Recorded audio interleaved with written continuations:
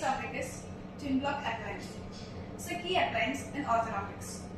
The twin block appliance is a removable functional appliance which consisting of two acrylic plates, one for the upper arch and one for the lower arch.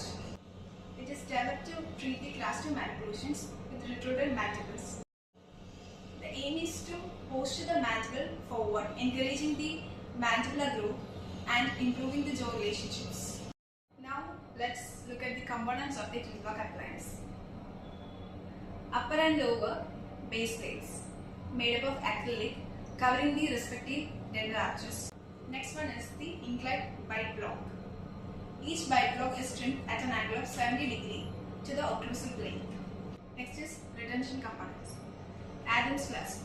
It is used in molars or premolars for retention.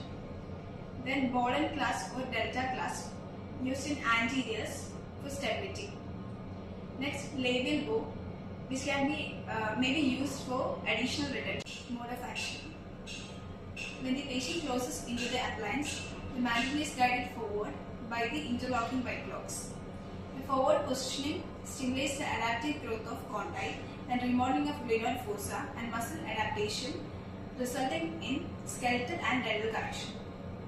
Advantages: high patient acceptance due to comfort, effective for both dental and skeletal corrections, and it allows the normal oral functions like eating, talking, etc. Limitations: requires good patient cooperation. Then it is less effective in adults due to growth potential. Breakage and loss of removable parts of this appliance may affect the results. Next is clinical consideration. The twin block is best suited for growing patients, typically during the peak pubertal growth spurts. To conclude, twin block appliance is a patient-friendly and clinically proven tool for correcting the class 2 malocclusions with mandibular functional advancement. Thank you.